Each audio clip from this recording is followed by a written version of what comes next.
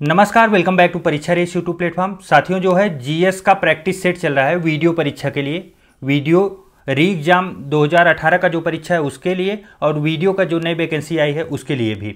तो देखिए, हम लोग लेके आए हैं टो सीरीज जो है घटना चक्र की, और इसमें जो है करंट अफेयर के प्रश्न जो पुराने थे उनको काट के हटा दिया गया है, क्योंकि करंट अफेयर की आपकी अलग से सीरीज चल रही है। जीएस के प्रश्न बहुत अच्छे हैं और बहुत अच्छे से उन्हें एक्सप्लेन भी किया गया है। आप इस पूरी सीरीज को देखिए और अपना फीडबैक जो है जरूर से जरूर बताइएगा और अपना स्कोर भी बताइएगा कि आपके कितने प्रश्न सही हुए। चलिए शुरू करते हैं आज का सेशन। हड़प्पा काल का इनमें से कौन सा नगर 3 भागों में विभाजित था? 3 भागों में कौन सा नगर विभाजित था? तो देखिए, इसमें लोथल, कालीबंगा, मोहनजोदड़ो और धौलावीरा। तो 3 भागों में जो विभाजित था वो धौलावीरा था। अच्छा, धौलावीरा अवस्थित कहाँ पे है? तो ये गुजरात में है। कहाँ पे? गुजरात में। लोथल यह भी गुजरात में है। कालीबंगा जो है ये राजस्थान में, और मोहनजोदड़ो जो है ये पाकिस्तान में अवस्थित है। अच्छा, ये प्रश्न बना इसलिए है कि धौलावीरा को जो है यूनेस्को ने 40वें जो है विश्व स्थल के रूप में भारत के नामित किया है। कौन? यूनेस्को के द्वारा दिया गया। चलिए नेक्स्ट, निम्न में से कौन सा उपवेद नहीं है? देखिए, उपवेद जो हैं वो टोटल कितने हैं? टोटल 4 हैं। कौन कौन से हैं? तो धनुर्वेद, शस्त्र शास्त्र वेद और यजुर्वेद। चौथा जो है वो गंधर्व वेद है। तो इसमें जो उपवेद नहीं है तो वो योग वेद जो है ये उपवेद नहीं है। अच्छा, चारों में क्या क्या समाहित है ये भी पूछा गया है कई बार। तो देखिए, धनुर्विद्या से संबंधित है धनुर्वेद, धनुर्विद्या से। जबकि शस्त्र शास्त्र वेद जो है इसमें अस्त्र शस्त्र चलाने की विद्या दी गई है। आयुर्वेद जो है ये पुरानी चिकित्सा पद्धति थी, अभी भी देखते हैं आयुर्वेद की दवाइयाँ चलती हैं, तो ये चिकित्सा पद्धति थी। और उसके बाद जो है योग वेद जो है इसमें समाहित नहीं है। एक बचता है गंधर्व वेद। तो गंधर्व वेद जो है वो नृत्य संगीत वगैरह से रिलेटेड है। चलिए नेक्स्ट है, पहली बार भारत पर आक्रमण करने वाला मुस्लिम कौन था? पहली बार भारत पर आक्रमण करने वाला, ये कब की बात की जा रही है? 712 ईस्वी में। कौन किया था? तो मोहम्मद बिन कासिम के द्वारा किया गया था। सही जवाब होगा ऑप्शन नंबर सी। चलिए नेक्स्ट, खजुराहो समूह के प्रसिद्ध स्मारक किस राज्य में अवस्थित है? खजुराहो, खजुराहो के मंदिर हम लोग कई बार पढ़े हैं। यह अवस्थित कहाँ है? तो यह अवस्थित है एमपी के मध्य प्रदेश के छतरपुर जिले में। छतरपुर जिले में अवस्थित है मध्य प्रदेश के। अच्छा, इसका निर्माण किसने कराया था? तो चंदेल राजाओं के द्वारा किया गया था। किसके द्वारा? चंदेल राजाओं के द्वारा। और उसके बाद जो है ये इसका निर्माण जो है वो 950 से लेके 1050 ईस्वी के बीच में हुआ था। चलिए नेक्स्ट है, पाल साम्राज्य भारत के किस हिस्से से संबंधित है? पाल साम्राज्य, इसके संस्थापक कौन थे? तो इसके संस्थापक थे गोपाल। और सबसे प्रतापी राजा कौन था? तो धर्मपाल इसका सबसे प्रतापी जो है वो राजा था। तो ये किससे संबंधित है? तो पूर्वी हिस्से से। पूर्वी हिस्से अर्थात कहाँ पे थे? तो बंगाल बिहार में। बंगाल बिहार के क्षेत्र में पाल साम्राज्य चलता था। अच्छा, धर्मपाल के बारे में एक महत्वपूर्ण चीज़ हमेशा पूछी जाती है। नालंदा विश्वविद्यालय की स्थापना इन्होंने ही की थी। नालंदा विश्वविद्यालय और विक्रमशिला जो विश्वविद्यालय, दो मशहूर विश्वविद्यालय थे, उसकी स्थापना धर्मपाल के द्वारा ही की गई थी। चलिए नेक्स्ट है, दक्षिण भारत के किस राज्य ने 1741 ईस्वी में कोलाचेल की लड़ाई में डच ईस्ट इंडिया कंपनी को परास्त किया था? कोलाचेल की लड़ाई 1741 में हुई थी। दक्षिण भारत के किस राजा के द्वारा ये लड़ा गया था? देखिए, कोलाचेल की जो लड़ाई हुई थी वो हुई थी 1741 में। किसके बीच में हुई थी? तो ये राजा मार्तंड के बीच में हुई थी। राजा मार्तंड महत्वपूर्ण है, आप लोग याद रखिए। डच ईस्ट इंडिया कंपनी का भारत में जो है कब विस्तार होता है? मार्तंड वर्मा के द्वारा हुई थी। तो कब डच ईस्ट इंडिया भारत में कब आती है? आप लोग बताइए। 1605 में। 1605 ईस्वी में आई थी। और अंतिम रूप से पतन इसका कब हो गया था? तो जो है इसका पतन जो है 1759 ईस्वी में हो गया था। अंग्रेज और डचों के बीच जो है यही युद्ध हुआ था। ये कौन सा युद्ध हुआ था जब इनका पतन हुआ था? ये हुआ था वेदरा का युद्ध। वेदरा का युद्ध, इसी में इनकी समाप्ति हो गई। पता चल गया कि इनके बस का नहीं है कि भारत में राज कर पाएं, ये इनको छोड़ के जाना पड़ा। चलिए नेक्स्ट देखते हैं हम लोग प्लासी का युद्ध, महत्वपूर्ण युद्ध है। प्लासी का युद्ध कब लड़ा गया था? प्लासी का युद्ध कब लड़ा गया था? तो यह लड़ाई जो है वो 23 जून 1757 को होती है। 1757 को महत्वपूर्ण है, आप लोग ध्यान रखिए। अच्छा, इसमें कौन कौन पार्टिसिपेट था? तो अंग्रेज थे एक तरफ, और उसके बाद दूसरी तरफ कौन था? तो बंगाल के नवाब। बंगाल के नवाब उस समय कौन थे? तो इनकी साइड में बंगाल के नवाब जो थे वो सिराज उल दौला थे। कौन? सिराज उल दौला। और अंग्रेज जो था, जो लड़ रहा था, सेनापति रॉबर्ट क्लाइव था। रॉबर्ट क्लाइव बहुत ज़्यादा मशहूर है ये युद्ध, इसलिए आप लोग याद रखिए। इसमें विजय किसकी मिलती है? तो सिराज उल दौला इसमें पराजय होते हैं, रॉबर्ट क्लाइव को विजय मिलती है।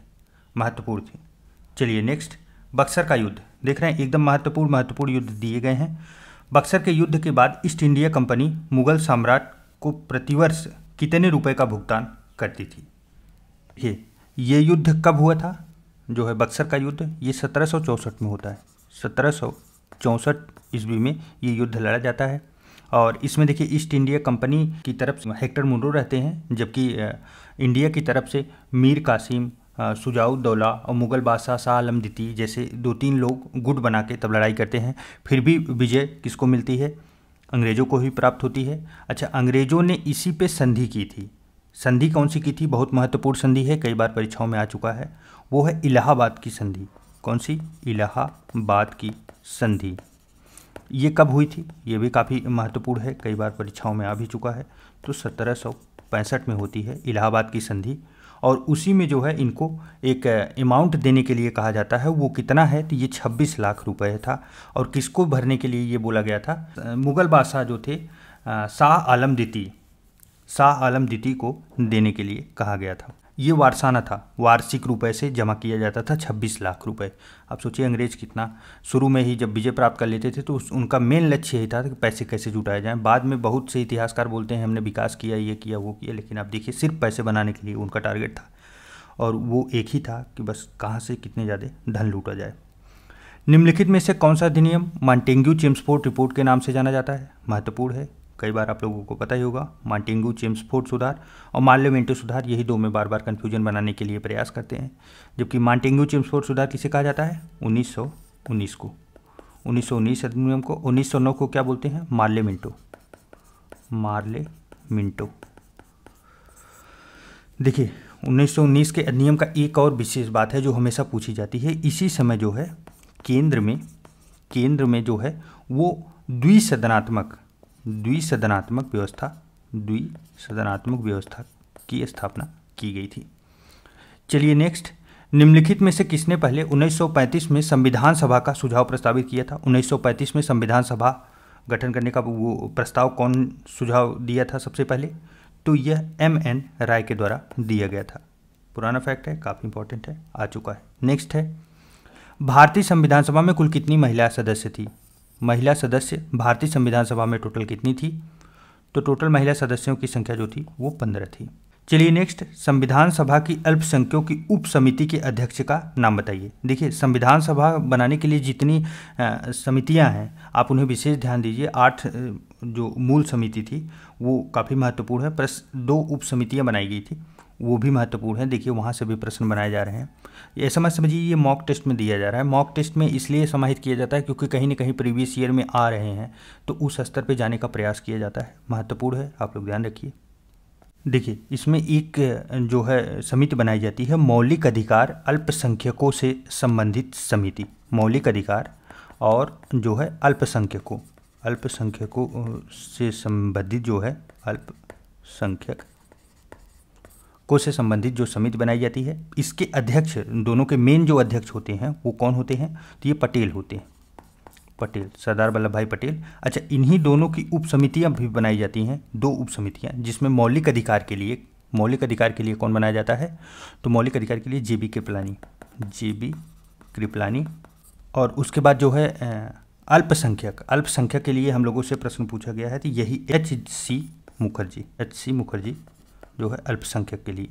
चलिए नेक्स्ट, उस पड़ोसी राष्ट्र की पहचान करें जिसके साथ भारत अपनी सबसे लंबी सीमा साझा करता है। सबसे लंबी सीमा जो है भारत किसके साथ साझा करता है? तो बांग्लादेश के साथ। कई बार हम लोग देख चुके हैं, इसका एक वो ट्रिक भी है, बचपन में MBA किया।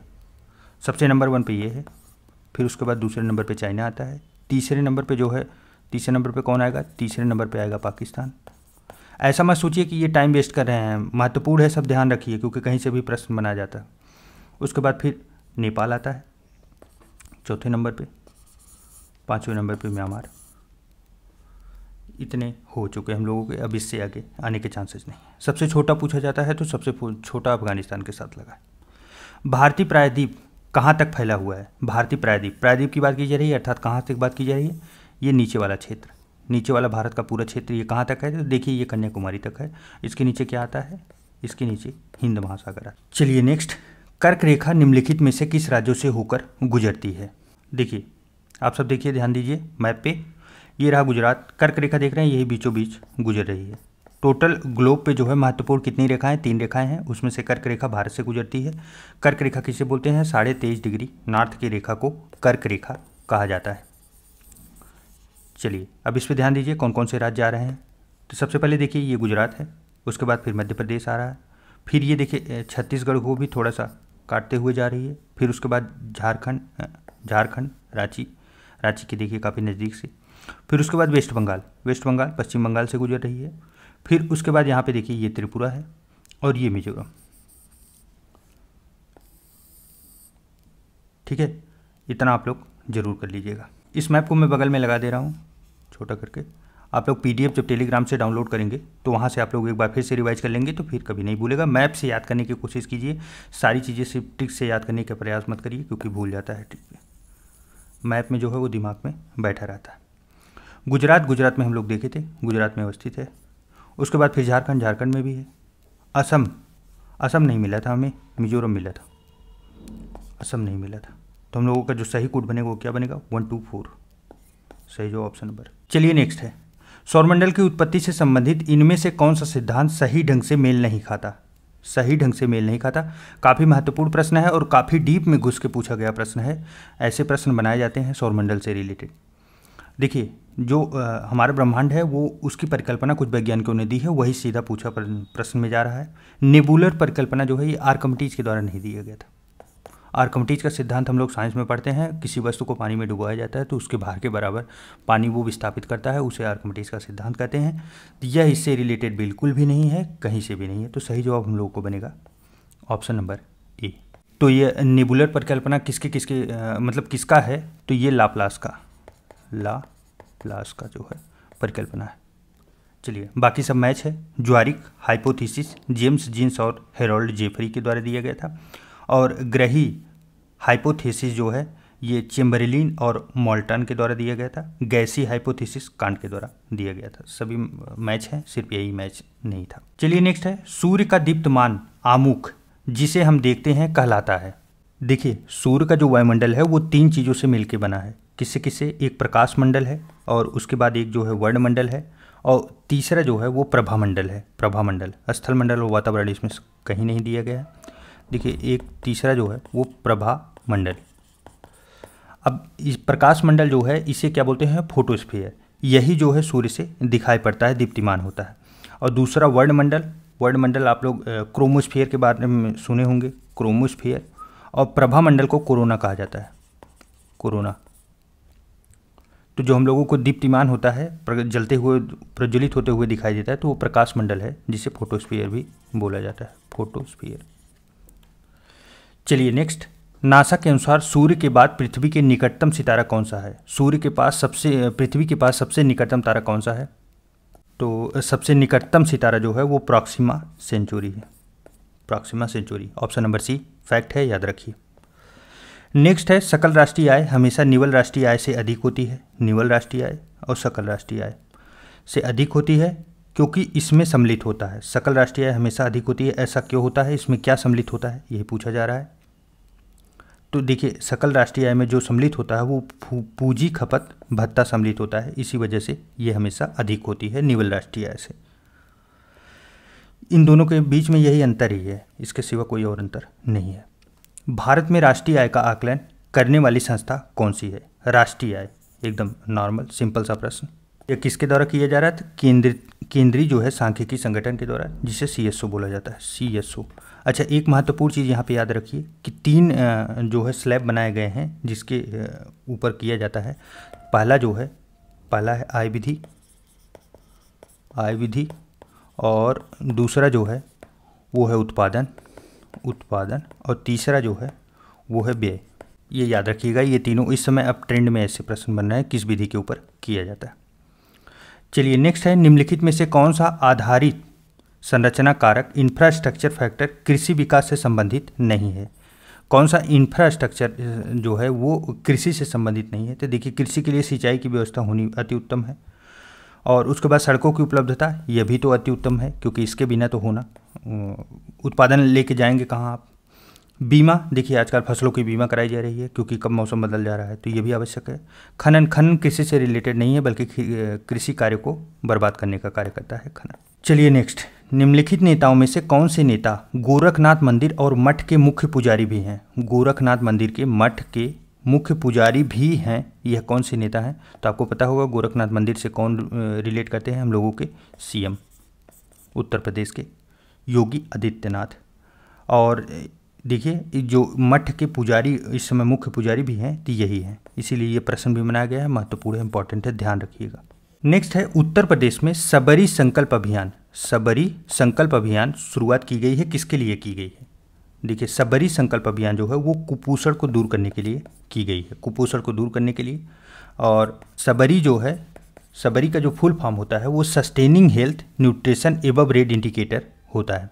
अच्छा, महत्वपूर्ण यह है कि इसकी शुरुआत कब की गई थी? वर्ष 2017 में, 2017 से शुरू हुई, कई परीक्षाओं में आ भी चुका है सबरी योजना, आप लोग याद रखिएगा। चलिए नेक्स्ट है, उत्तर प्रदेश सरकार द्वारा शुरू किया गया दस्तक अभियान निम्नलिखित में से किससे संबंधित है? दस्तक, देखिए इस अभियान की शुरुआत कब होती है? तो 2018 में, और यह किसके खिलाफ है? तो जापानी इंसेफेलाइटिस के उन्मूलन के लिए डोर टू डोर दस्तक नाम से शुरू की गई यह योजना। और इसमें जो है आप देखेंगे कि यूनिसेफ का भी सहयोग लिया गया है, यूनिसेफ के सहयोग से ये योजना चलाई जा रही है। चलिए नेक्स्ट, प्रथम मोबाइल ओपन एक्सेस जोन का शिलान्यास कहाँ किया गया? प्रथम मोबाइल ओपन एक्सेस जोन, तो ये कहाँ किया गया था? तो नोएडा में किया गया था, 2018 में किया गया था। किसके द्वारा? मोदी जी के द्वारा। अच्छा, ये क्यों किया गया था? तो आप देख रहे हैं मोबाइल फ़ोन अभी भी जितने भी आ रहे हैं मैक्सिमम चाइना से आ रहे हैं, चाइना के मोबाइल को पीछे छोड़ने के लिए भारत की कंपनियां खुद के लिए वहाँ मोबाइल बनाने के लिए एटमॉस्फेयर बन जाए, सारी चीज़ें उपलब्ध हो जाए, उसी के लिए एक ओपन एक्सेस जोन का शिलान्यास किया गया था। नेक्स्ट है, वर्ष 2016 में उत्तर प्रदेश प्रवासी दिवस किस दिन मनाया गया था? अर्थात प्रवासी दिवस जो है वो पहली बार 2016 में ही मनाया गया था। कौन सा डेट था वो 4 जनवरी था। 4 जनवरी 2016 से उत्तर प्रदेश प्रवासी दिवस की शुरुआत होती है। नेक्स्ट है, निम्नलिखित में से कौन सा देश उत्तर प्रदेश राज्य के साथ एक अंतर्राष्ट्रीय सीमा साझा करता है? उत्तर प्रदेश के साथ अंतर्राष्ट्रीय सीमा किसकी साझा होती है? तो नेपाल, आपको पता होगा, एक ही राज्य है जहां से उत्तर प्रदेश की अंतर्राष्ट्रीय सीमा साझा होती है। उत्तर प्रदेश के साथ जो और भी स्टेट साझा करते हैं सीमा, उसे भी देख लीजिए। देखिए, ये उत्तर में जो है ये उत्तराखंड करता है। कौन? उत्तराखंड के द्वारा किया जाता है, इतनी लंबी सीमा है। फिर छोटी सी सीमा आप देखेंगे हिमाचल प्रदेश से भी टच करती है, और उसके बाद जो है फिर ये हरियाणा की इतनी लंबी सीमा है, साथ में दिल्ली केंद्र शासित प्रदेश की सीमा। फिर उसके बाद ये देख रहे हैं ये यहाँ तक राजस्थान, येलो वाला भाग, ये पिंक वाला भाग आप देख रहे हैं मध्य प्रदेश, सबसे बड़ी सीमा। उसके बाद फिर नीचे आते हैं तो छत्तीसगढ़ की भी सीमा टच होती है, और झारखंड की भी सीमा टच होती है, और बिहार की एक अंतर्राष्ट्रीय सीमा है, वो है नेपाल की, हम लोगों ने देख लिया। चलिए नेक्स्ट है, बुंदेलखंड नामक क्षेत्र निम्नलिखित में से किस सीमा के अंतर्गत आता है? तो बुंदेलखंड जो है क्षेत्र वो कहाँ आता है? तो उत्तर प्रदेश और मध्य प्रदेश की सीमा पे बुंदेलखंड अवस्थित है। चलिए नेक्स्ट, कंप्यूटर शब्दावली में पीडीएफ का फुल फॉर्म क्या है? पीडीएफ आप लोग हमेशा यूज करते हैं, पीडीएफ। अब इसका फुल फॉर्म बताइए अब क्या है? तो पीडीएफ का जो फुल फॉर्म होता है वो पोर्टेबल डॉक्यूमेंट फॉर्मेट होता है, portable document format, option number D. चलिए नेक्स्ट है, निम्नलिखित में से कौन सी कुंजी पटल लघुपथ कीबोर्ड शॉर्टकट विंडोज प्रचालन प्रणाली जो है ऑपरेटिंग सिस्टम के स्टार्टअप मेनू से प्रदर्शित किया जाता है? तो कंप्यूटर के 3-4 प्रश्न दिए गए हैं, इसमें से ये देखिए ऑपरेटिंग सिस्टम के लिए जो यूज होता है, आप लोग बैंकिंग में हमेशा ध्यान देखे होंगे, बैंक के कर्मचारी जब काम करने बैठते हैं तो सबसे पहले क्या दबाते हैं? तो कंट्रोल ESC, तो ये विभिन्न प्रकार की विंडोज प्रसारण प्रणाली ऑपरेटिंग सिस्टम का मेनू प्रदर्शित करता है। चलिए नेक्स्ट, निम्नलिखित में से किस व्यक्ति को कंप्यूटर के जनक के रूप में जाना जाता है? तो कंप्यूटर के जनक कौन थे? चार्ल्स बेबेल। नेक्स्ट है आरएफपी। आरएफपी का पूरा नाम क्या है, फुल फॉर्म क्या है, जिसका उपयोग आईटी सेक्टर में आरएफपी दस्तावेज के संदर्भ में किया जाता है? तो आरएफपी क्या है? तो रिक्वेस्ट फॉर प्रपोजल। आरएफपी को रिक्वेस्ट फॉर प्रपोजल कहा जाता है। नेक्स्ट है वाटसन कंप्यूटर निम्नलिखित में से किस कंपनी का प्रोडक्ट है? Watson computer. तो देखिए वाटसन कंप्यूटर जो है वो आईबीएम कंपनी का प्रोडक्ट है। ये है क्या? तो इंटरनेशनल बिजनेस मशीन कॉरपोरेशन है, जिसका हेडक्वार्टर कहाँ पे है? तो न्यूयॉर्क में इसका हेडक्वार्टर है, अमेरिका की कंपनी है। माप इकाइयों की सीजीएस प्रणाली की निम्नलिखित में से क्या परिभाषा है? सीजीएस प्रणाली की देखिए भौतिक राशियों के मापन के लिए 4 पद्धतियां हैं। टोटल कितनी हैं? 4 पद्धतियां, जिसमें से क्या है? एक सीजीएस है, एक एफपीएस है, और एक जो है एमकेएस है, और एक एसआई यूनिट। एसआई अक्सर पूछा जाता है, बाकी सब भी पूछे जाते हैं, इसलिए महत्वपूर्ण है, चारों ध्यान दीजिए। जो सीजीएस प्रणाली है वो 3 चीज़ों पर बेस्ड है, वो है सेंटीमीटर, ग्राम और सेकंड। एसआई में टोटल कितने हैं? 7 हैं, सबसे ज़्यादा यही पूछा जाता है, हम लोग देखे भी हैं। आप लोगों को इसका कोई पुस्तक हो जहाँ लिस्टिंग हो तो एक बार जरूर से रिवाइज कर लीजिएगा, नहीं तो आप चैनल के विज्ञान सेक्शन में चले जाएंगे, भौतिक विज्ञान का, जहाँ चित्रात्मक प्रस्तुति पढ़ाई गई है उसमें पूरा समाहित किया गया। नेक्स्ट है 1 वोल्ट कितने के बराबर होता है? देखिए 1 वोल्ट जो है वो कितने के बराबर होता है? तो 1 जूल प्रति कूलाम के बराबर होता है, ऑप्शन नंबर बी। नेक्स्ट है तरल पदार्थ की तुलना में ठोस पदार्थ के परमाणुओं का व्यवस्थापन किस तरह होता है? मान लीजिए कोई लिक्विड है, लिक्विड की अपेक्षा जो ठोस है उसमें परमाणु कैसे होंगे? तो परमाणु जो है बहुत बारीकी से बंधे होंगे, एक दूसरे से चिपके होंगे, तभी वो काफ़ी ठोस हैं, स्ट्रांग है। ये क्या है? बहुत बारीकी से बंधे होंगे, ऑप्शन नंबर सी। नेक्स्ट है हीरा तथा ग्रेफाइट में समान क्या है? हीरा और ग्रेफाइट देखिए दोनों क्या हैं? दोनों कार्बन के अवरूप हैं, अवरूप कार्बन से ही निर्मित होते हैं। और इनमें क्या समानता है? तो विद्युत भार की समानता पाई जाती है, जबकि विद्युत चालकता अलग अलग होती है, घनत्व भी अलग होता है, क्रिस्टल संरचना भी अलग होता है, भार इन लोगों का समान होता है। नेक्स्ट है घाव का अध्ययन क्या कहा जाता है? घाव का अध्ययन देखिए घाव के अध्ययन को जो है क्या बोला जाता है? तो टर्मिनोलॉजी बोला जाता है, टर्मिनोलॉजी। अच्छा ऐसे प्रश्न बनाए क्यों जाते हैं? दिमाग में ऐसा आता है कि ऐसे प्रश्न क्यों बनाए जाते हैं? ऐसे प्रश्न इसलिए बनाए जाते हैं कि आपको इतनी जनरल नॉलेज है कि नहीं है कि अगर आपको कभी चोट वोट लगी या कुछ हुआ, आप हॉस्पिटल में जा रहे हैं तो हॉस्पिटल के किस डिपार्टमेंट में जाएंगे? सबके लिए एक अलग डेडिकेटेड डिपार्टमेंट बनाया गया है। इसमें देखिए ऑन्कोलॉजी है, ऑन्कोलॉजी यह क्या है? तो यह कैंसर और जो ट्यूमर से संबंधित है वो ऑन्कोलॉजी में है, जबकि डर्मेटोलॉजी जो है ये त्वचा से है, त्वचा के रोग। तो हम लोगों का सही ऑप्शन बनेगा ऑप्शन नंबर सी। नेक्स्ट है निम्नलिखित में से कौन सी तंत्रिका तंत्र की मूल संरचनात्मक और कार्यात्मक इकाई है? तंत्रिका तंत्र की मूल संरचनात्मक और कार्यात्मक इकाई कौन सी है? तो यह कौन सी है? तो ये न्यूरॉन है। न्यूरॉन जो है देखिए यही क्या कार्य करती है? तो मस्तिष्क से सूचना का आदान प्रदान इसी के द्वारा किया जाता है। नेक्स्ट है हमारे शरीर में कुल पोषक तत्वों तथा खनिजों का 90% शरीर के किस भाग में सर्वाधिक रूप से सोख लिया जाता है? अर्थात शरीर कहाँ से अवशोषित कर लेती है पूरा का पूरा भोजन के जितने पौष्टिक तत्व होते हैं? तो ये होता है छोटी अंतड़ी, छोटी आंत जिसे बोला जाता है, छोटी आंत में ये कार्य होता है। छोटी आंत कहने को छोटी है लेकिन इसकी लंबाई जो है 6 मीटर होती है। ये बड़ी होती है लंबाई में लेकिन पतली होती है, पतली की वजह से छोटी बोला जाता है।